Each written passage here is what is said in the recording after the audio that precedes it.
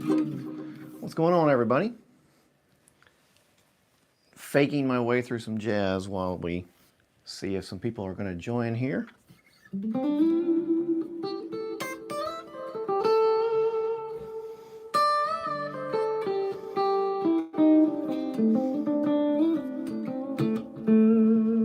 What's everybody up to tonight?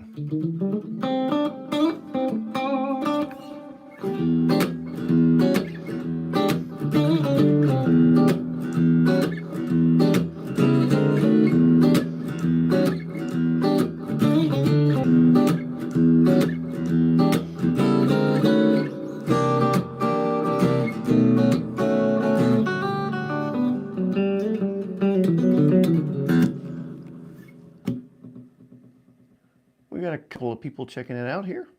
Maybe some others will join soon. Feel free to comment. Matter of fact, let me go ahead and say up front here, and I'll have to say it again as people join.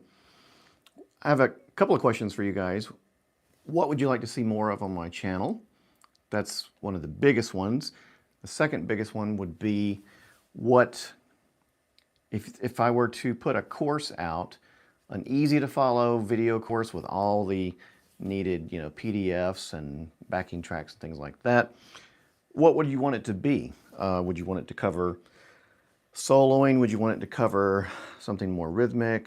Anything like that. The reason I ask is because I put a post on my site, and the number one response was they'd like to see more beginner soloing. So I'm thinking that's what people want. Also, let me know out there if you can hear me, okay? Because I haven't seen anyone comment yet. I don't think so. So if you can hear this, let me know. I don't ever go live, so I'm curious.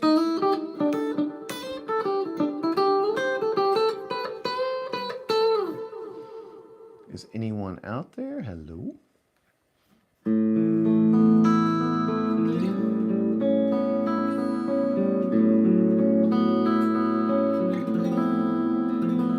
I need my trim bar. I think it's in the bag. And let me know if you have any questions too that I can address.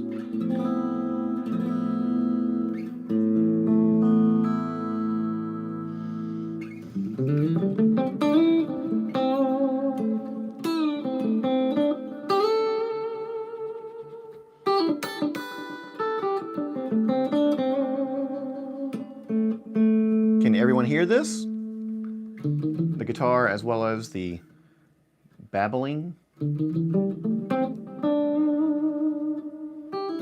I think I'm seeing, seems like the comments should be popping up there. Not sure. Holler at me if you hear it.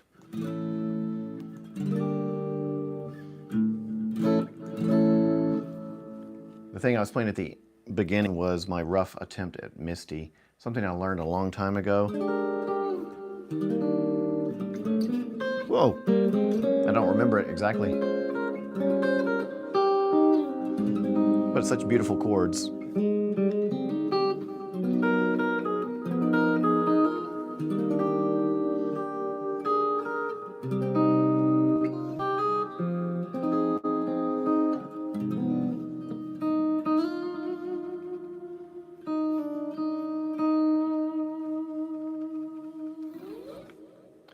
More rhythm stuff, okay.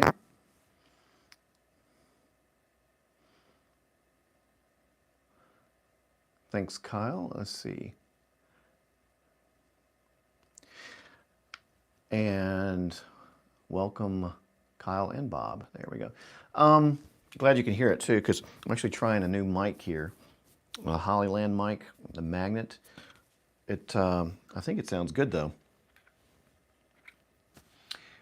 This Ibanez, this is, I don't know the model number. Let's see. Is it listed? Yes, thankfully. It is the Ibanez AZ242F. I know it's called Tequila Sunrise, and it's called an Ibanez Premium. They are built in Indonesia, but it has the roasted neck and basswood body. I love it. To me, it plays like a high-end guitar, like more like my Suhr here. It plays a lot like that because it has the big old stainless steel jumbo frets. The neck is kind of more of a C shape than your traditional Ibanez, wizard shapes. So I love it. It really sounds great too.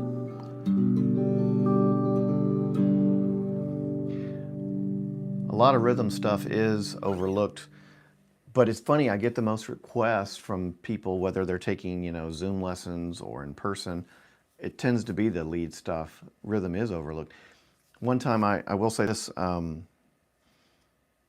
hosted Greg Howe at an event I held at my academy years ago. Had no idea what he was going to teach. He didn't either. But he got up there and he said, everybody wants to know how to do all these little tricks and lead things and all of that. He said, but we're not going to talk about that at all today. He said, we're just going to talk about rhythm. And he just started improvising some chord vamps, insane stuff. And the whole room, it was a packed place. The whole room just broke out into applause because he was playing some of the most complex rhythmic stuff I've ever seen.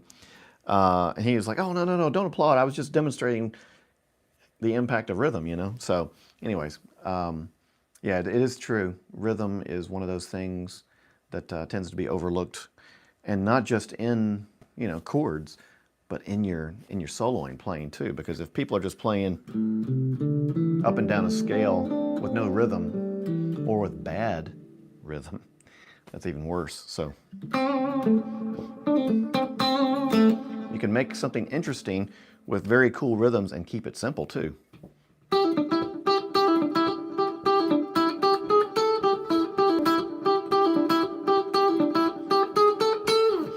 Whatever it may be, space is important when you're soloing.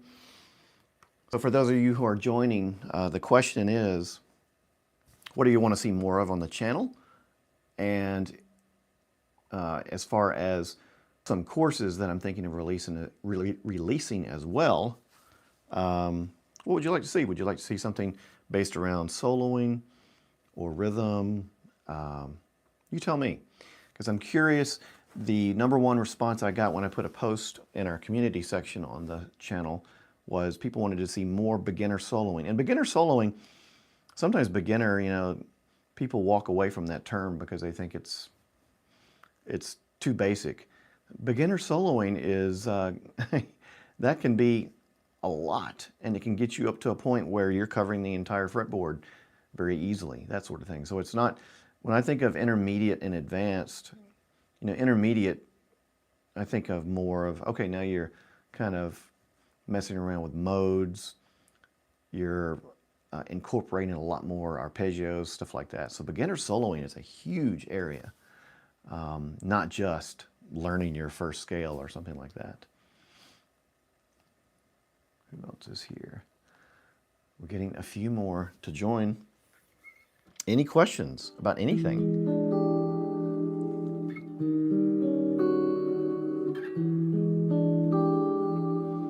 It's kind of funny, the stuff that seems to get the most interest on my channel tends to be stuff that's scale-based. And a lot of people I know, a lot of people out there are like, oh man, don't talk so much about scales because that's not what the world is about. But scales are roadmaps to playing in key, so you can't discount them either. And it is kind of funny that when you teach scales, you do have to teach walking away from scales at some point, meaning don't just play up and down a scale. You need to start thinking about the intervals and the notes that you're choosing, not just, playing it safe the whole time and staying in key. You want to make sure that you're landing on the notes that are complementing the chord progression.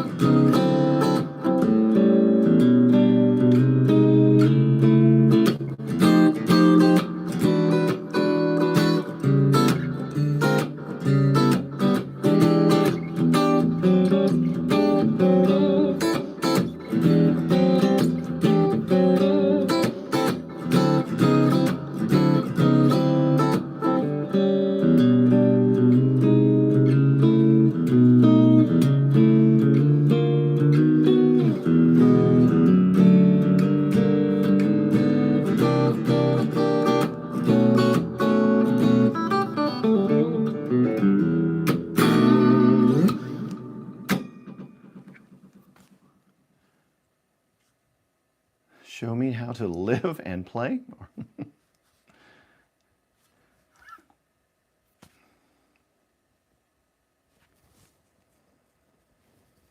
Okay, so somebody's asking here, do you recommend parallel mode melodic song instead of relative?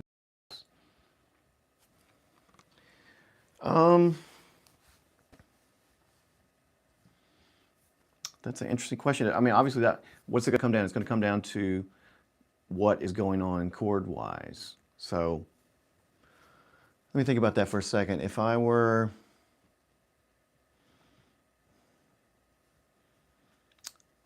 it's a very static chord progression, like there's just one or two minor chords going by or something like that, then maybe I would try to do something parallel there. No, I mean, maybe if it's less information in the chord, I would try something parallel. Let's put it that way. If it's if there's more information in the chords, then I might just go relative to see if it sounds better simply using a pentatonic instead of using a major, because that way you can kind of experiment with the phrasing. When you play pentatonics, you always end up playing phrases that are different than if you're going to use like a full major scale. So I will say though, I think for most people, like if you play C major,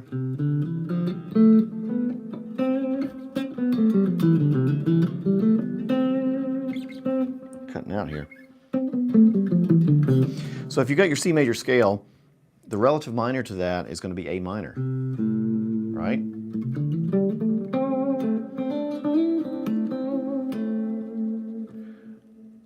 Frank Gambale uses mostly parallel modes. Cool. Yeah, well, he's the man. He's insane. I got to see him one time live, and it was quite stellar. It was 8 people there, and I brought 5 of them. It was a very small show, but he was incredible. But most people don't take advantage of the relative. If you're playing a major and then you want to drop and do some bluesy phrasing in your A minor pentatonic, most people don't take advantage of that. But I remember way back when, another clinic that I hosted at my academy, it was the first time I ever had John Petrucci there, and we had a packed house, and he was started to bring people up to solo.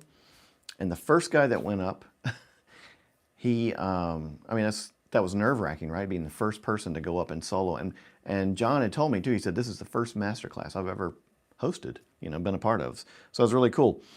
But this guy went up there and the band played and they soloed and traded solos and did that sort of thing.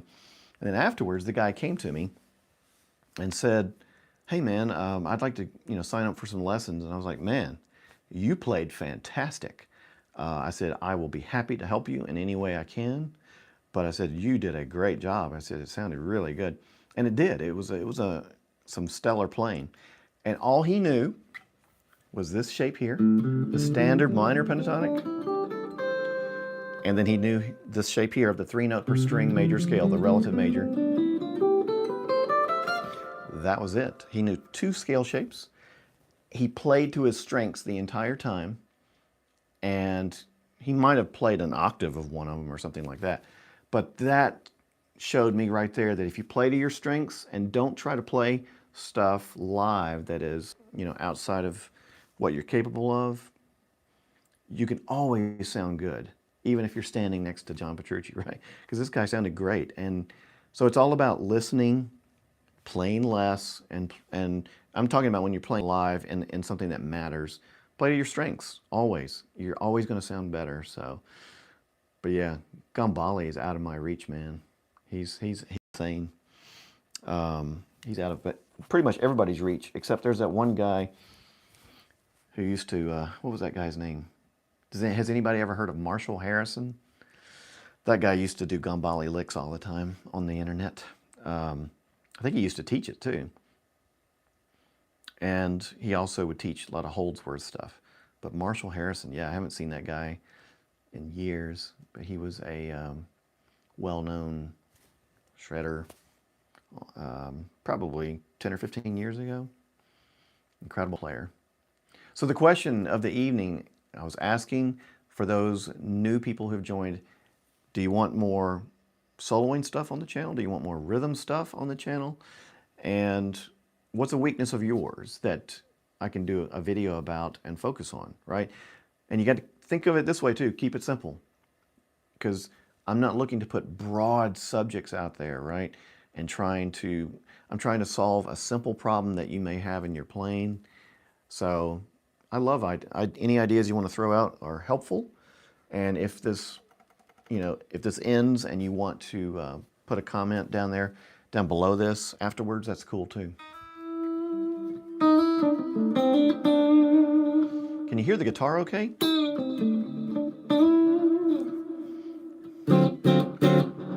don't know if you can hear that delay or not, but that's the Andy Timmons Halo delay.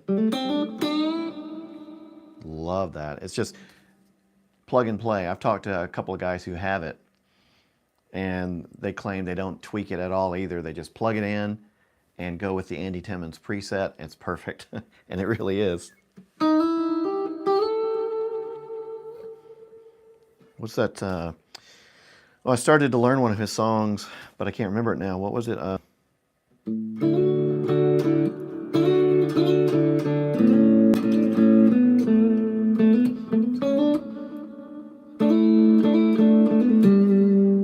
How's it go?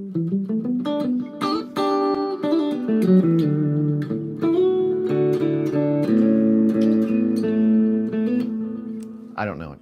Anyways, I started to learn it. It's Electric Gypsy. There you go. Couldn't think of the name of it.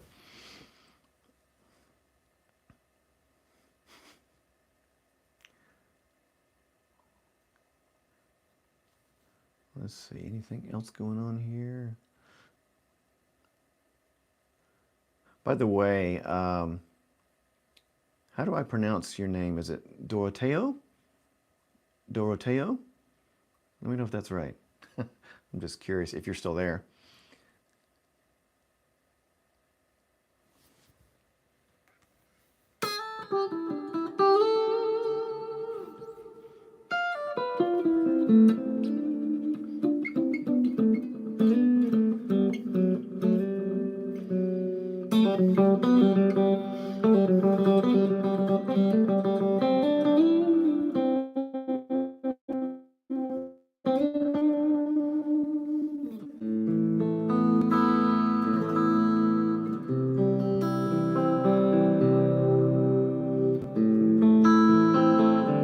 I like the delay for stuff like that too, where it's filling out chords a little better.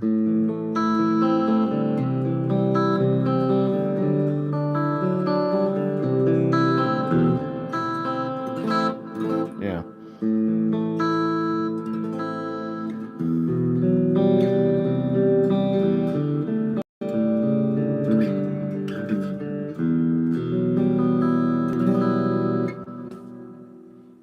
I can't put it all the way on.